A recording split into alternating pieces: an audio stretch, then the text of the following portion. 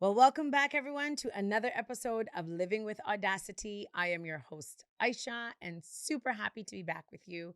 You might be noticing that your girl has a little bit of a glow up, something a little bit extra than you've seen in the last little bit. I just came back from Cancun. Obviously, this podcast is not about me traveling to Cancun, but like your girl had a really, really good time. It was a surprise for my best friend. I'm not sure if you watch my other podcast, Bestie Spilling Tea from Time, but we decided to surprise her for her birthday, myself and two other girlfriends for her 45th. A time was had, but now I am back. All right. So, what is today's topic? Today, we're going to be talking about the power of vulnerability and really finding strength in authenticity. As you know, living with audacity really is about how do we show up as our affirmed and confirmed self. And I recognize, and questions actually that I've received in the past is like, okay, so yes, when you're showing with audacity, you're affirmed, you're confirmed, you're kind of demonstrating strength and power. But what about the other side? Right? What about what we deem to be like the shadow or the more vulnerable side, right? Are you still living with audacity if you're being vulnerable? The answer to that is 100% yes. And the truth is, if anything, it probably is a greater power source because it is in those vulnerable moments where people really get to experience the fulsome side of who you are.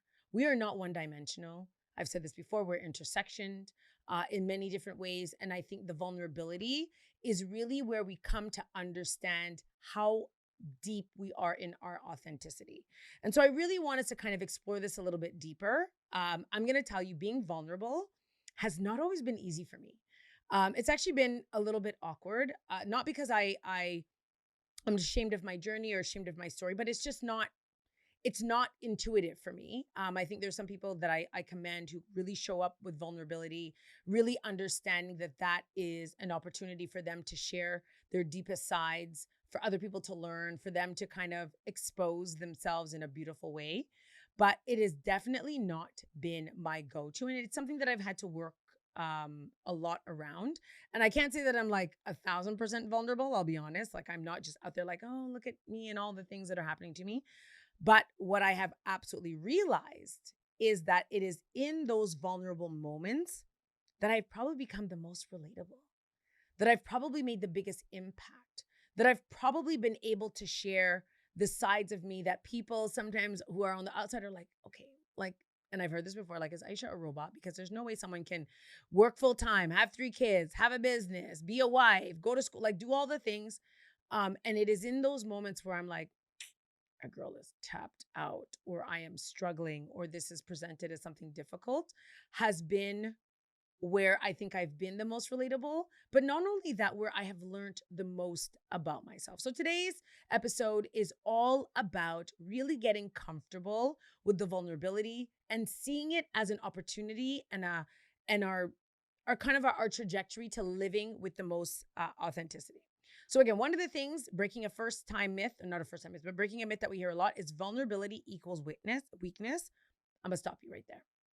Vulnerable and being vulnerable does not mean you're weak. If anything, it actually takes so much courage to show up as your authentic self. And again, I've talked about this a lot over these last, I don't even know, 10, 11, 12, I don't even know how many episodes I'm at this point. But your authentic self is all aspects of yourself. It is the real, it is the glory, it is the shadows. So being able to be vulnerable is not weak at all. If anything, it takes extensive courage. Vulnerability, something also that I've heard, means oversharing. It doesn't. Now, people have their own story, have their own perspective, their own lived experiences, share what they want to share whatever. It really is up to them. But vulnerability isn't about telling people every single minute aspect of your life, but it is letting people know that you're human, right? I mean, something that I tell my kids all the time, and something that I tell myself, something that I tell my clients, coworkers, colleagues, like life does not happen linear at all. If anything, what's my line? Life is like the 3-year-old trying to stay in the line. Everything that is messy that happens outside of that pretty box is actually the vulnerable piece, because those are the things that we often try to stop people from seeing. But it is, again, what we understand to be the depths of who we are. And so why does it really matter? Like, why does it matter to be vulnerable? Why is it important as we step into, again, our audacious self around living with authenticity? And the truth is, vulnerability is where we connect, right? Sure, we can connect on like great things that are happening, but from my experience, being vulnerable and being open to sharing where you're struggling, what are the things you're trying to thrive through? What are the lessons that you've learned in a situation that you thought was going to be great and turned out poorly is where people connect. Because what you're giving people is hope that they too can come out of a situation. Maybe that's not exactly the same, but is similar, right? But it really does allow people to, from a personal perspective, to connect. And in a personal, way, especially if you're a leader, right? Again, I'm not saying to overshare and share everything, but it actually creates psychological safety. I don't know if you've ever worked in an environment where you are required to always appear resilient and strong and happy and like nothing is bothering you and nothing's going on in your personal and professional life. Do you know how mentally exhausting that is? That is actually a psychologically unsafe environment. And it is sad to know that there are so many people who are required to fake it in the name of, this professional persona. Being vulnerable, again, lets your colleagues, it lets your leaders, it lets your staff know, you know what, I'm human too. Sure, I carry a title. Sure, I make decisions. Sure, I'm required to do all these things. But at the end of the day, like, I also am human and I'm struggling or I've struggled. And like, let me offer some level of optimism and hope for you if you find yourself in this same predicament.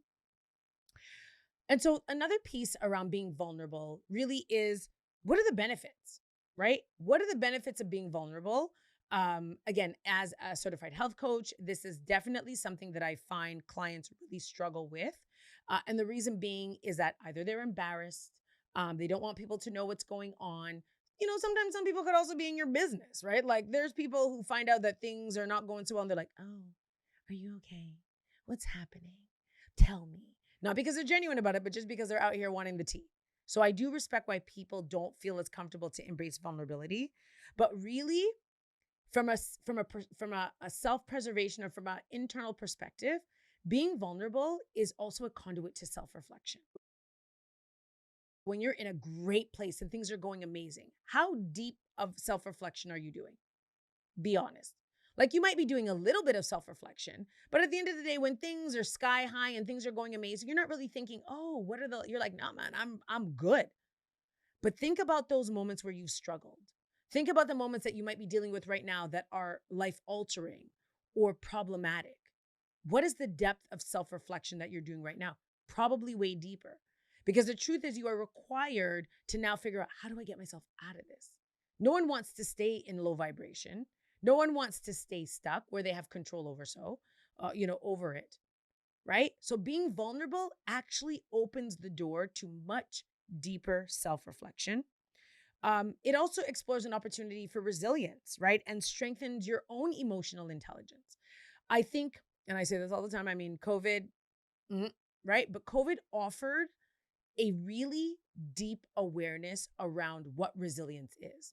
And I did a talk the other day and talked about kind of, again, those misconceptions about resilience, which resilience people think is like, I'm supposed to bounce back and thrive and everything's supposed to be amazing and I'm good. And even though things were hard, like, look at me now. No, resilience means that I am willing to put in the work to come out of this place. Doesn't mean I'm going to feel 100% better. Doesn't mean the issue is going to be resolved. What it means is that I'm committed to my elevation, whatever that looks like. So in these vulnerable spaces is, again, where you have an opportunity to do much deeper self-reflection and really understand what resilience is. From the perspective of like personal, right? Like it creates more collaboration. It creates more connectivity. It can create more intimacy, right? Like there's so many things that being vulnerable can do because you're now presenting yourself as human. We're not robots. It's not, what is that movie? Men in Black, where like the alien was like in the head. I think that was it, right? Like none of us are operating that way. If you are, please reveal yourself because I'm intrigued. I've definitely met some people who I felt had robots in their head, but that's a whole other conversation. But it creates an opportunity for deeper relationships, right? For greater bonding and partnership, again, both platonic and intimate relationships, right? Another thing that I myself have learned through being vulnerable is an enhancement in creativity and innovation. Let me tell you something. There is no level of creativity that can be explored greater than when you are in, pardon my language, a shit place and you got to figure out, how am I going to get out of it? The level of creativity that comes from struggle is wild, right? Because what you're telling yourself is like, I don't want to stay in this, but I don't want to continue to feel like this. I don't want to continue to have these thoughts. So what am I going to do? How am I going to get myself out of it? Or what changes do I need to make in order to get myself back into a place where I'm thriving? Creativity and innovation can absolutely come from vulnerability, right? And also inspiration, right? What you might not realize is your willingness to be vulnerable, your willingness to show up, your willingness to speak truth could absolutely inspire someone else to seek support. It might inspire someone to say, you know what? I am so tired of pretending like everything is okay. I need to be honest, right? Someone might be inspired enough to remove or let go of people, places, and things that don't support them because they've bared witness to the work that you've done, right? Vulnerability, again, isn't just about shedding and saying, these are all the terrible things that are happening about me or to me. Being vulnerable is being willing to be honest that all of us, there is nobody who watches this podcast, there's nobody that I coach, there's nobody on this planet who just stays in peak. We are constantly ebbing and flowing, constantly required to arrange and change and rearrange and step in and step out and take two steps forward and 10 steps back.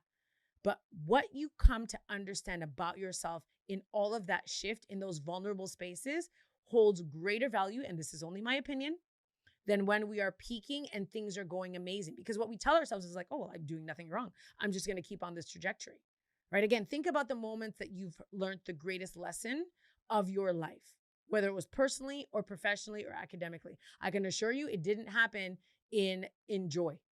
It probably happened in a vulnerable moment. It happened in struggle, right? So really see the power and the benefits of embracing vulnerability and the openness that it creates to be your authentic self. Like, again, I am who I am, right? I'm for some, I'm not for everyone. I'm okay. The things that people think are great about me are probably the same things that people don't like about me, but that's okay, right? I'm willing to be open and to be honest, and those that are connected or want to be connected to me will see the things that I'm sharing and be in alignment with me. But, right, it is a work in progress. And as I said, what do I always tell you? I did not wake up like this. It has taken me a really long time to get comfortable in a vulnerable space, right? And so, because that's always something that I love to offer, right? This isn't just about coming here, listening to me, even though hopefully that's what you do. But like, what are the practical strategies? Like, how do we start to embrace vulnerability in a way that it helps us move closer to our true authentic self, right?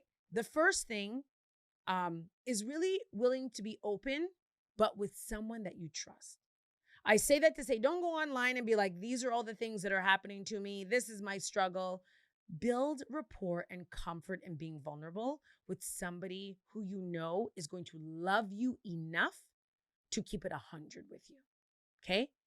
Being vulnerable also means that you're willing to receive love, receive feedback, and have people hold you accountable. And in order to do that, you really got to do it with someone that you trust. So that's the first one. The second one is practice self-compassion. I don't know how many times I tell clients, like, give yourself grace, please, right? You give grace to everybody in your life. You say, well, this is the reasons why things didn't work out for them. You know, it's okay. When it comes to ourselves, we're like, no, that's not acceptable. I should have been thriving. I should have been successful. I should have already achieved that. Why? Give yourself the same level of self-compassion as you give to other people. Being vulnerable is a process. You don't just wake up, become vulnerable, share your story, thrive, and keep it moving. It doesn't work that way, right? So please practice self-compassion. The other piece is create safe spaces. So if you are someone who is about to share, or if you're on the receiving end of someone who's willing to share, please create that safe space. Let someone know that what they're about to share isn't about to be a TikTok or isn't about to end up in the second group chat that you're not in, right? Create a safe space. It really takes a lot of courage for people to speak their truth. And there is no greater violation. Sorry, let me not say it's no greater. That is probably one of the greatest violations that you can do to someone who you know has really mustered up the courage to speak their truth. Don't do that. Create a safe space for people to speak up and offer them insight and love. Again, love doesn't mean that you're agreeing. Love means that you're willing to be honest. And the last one, which you know has been a big one for me throughout this whole season around living with audacity, is set boundaries. Okay. When you now open yourself up to being vulnerable and sharing, it doesn't mean that you're letting people into your whole life.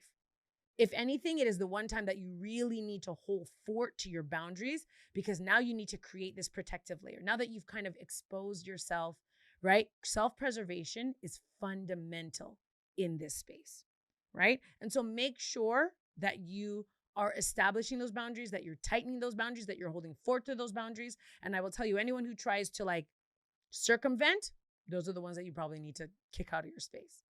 All right. These are very simple and probably things that you do day to day. And maybe we don't necessarily attach them to vulnerability, but these are important strategies around how we can start to become more vulnerable in a safe and powerful way. Again, where we're moving and mobilizing ourselves into authenticity.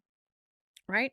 And so the other piece of this is navigating challenges when it comes to being vulnerable and some of the reasons why people aren't vulnerable.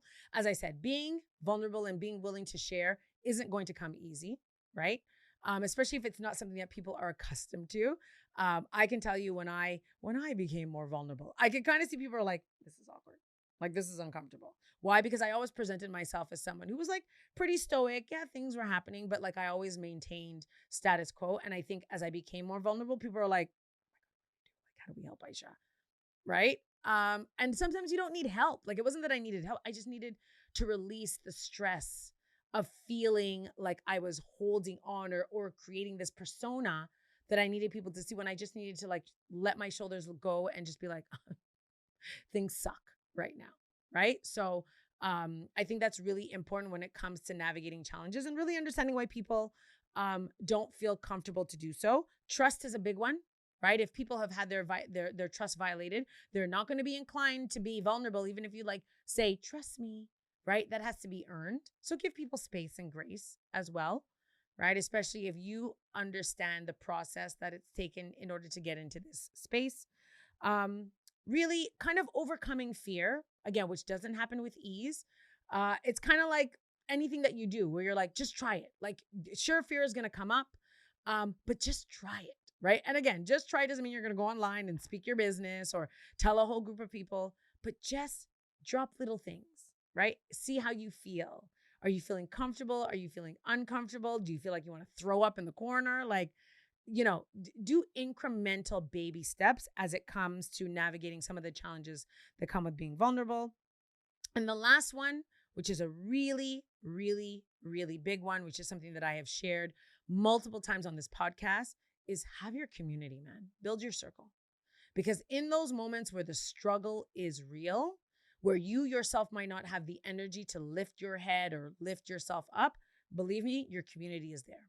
And community doesn't mean 10, 15, 20 people. You might have 1, 2, 3 solid ride or dies, right? So I want you to be mindful of the word community. Community doesn't mean 1,000,000,001 people. It means people who you know are going to safeguard you, are going to love you, are going to allow you to speak your truth and be open and be vulnerable, and not chastise you, not judge you, not be like, girl, are you okay? Right? But offer you insight and love in a way that it's needed, right? And so, as I said, like for me, this is a little bit of a coaching lesson for me. So as I'm sharing these things, I'm like, yes, I should remember to do this. Remember to create safe space. Remember to always maintain your boundaries. Remember to get comfortable. Because as I said, for me, it is a work in progress. I did not wake up in a space where like being 100% vulnerable is always easy, but I've realized the power that it has given me. It has given me even greater depth and awareness of who I am, and that I am both beauty and shadow. And that combination is what has created this super cute version that you've seen in front of you. So remember, vulnerability is a strength, right? It really is. It's not weakness. So please remove that from your I was going to say your category, from your thesaurus, right? Being vulnerable actually is an opportunity to really demonstrate your strength. It's a tool for growth, for creativity, for innovation, because Lord knows when you are in that trench, it's amazing the ideas that come up as a way to get out of it or to explore other ways of pulling yourself out of that space. Um, and really it's not intended to be perfect, right? The process of vulnerability is messy, it's ugly, it's not pretty. But again, what you learn about yourself in that space is maybe one of the most powerful things that comes to revelation for you, whether it was something that you were seeking or not, right? So I really want you to tell me, because I always have an ask, right? What are the ways that you've showed up as your vulnerable self that you realized was a benefit to you? Or maybe it wasn't. Maybe being vulnerable totally backfired and you are trying to figure out how you get back in that space. If someone violated your trust, I absolutely respect why you're not inclined to be vulnerable, but share, let me know, right? Your girl likes to know, but not in a way like where I'm going to be spilling the tea, but in a way that lets me know, again, what's working. Who's out there being vulnerable, team vulnerable? Who's on the other side who's like, no, thank you. I'm a maintain my stoic self. But yeah, like, comment, share, all the things, subscribe. If there's other podcast things that I have shared, you need to do, you know where to find me. DM me, send me an email, follow me, subscribe to this podcast, do all the things. But I really want to encourage all of you, as you continue on your journey, as you continue to live with audacity, to understand that even those shadows is a part of our makeup. It is part of being our authentic self, and it's nothing to be ashamed of. So as always, I want to thank you for joining me for another episode of Living with Audacity. The weather's getting a little bit better, so get outside. All right. Take care, everyone.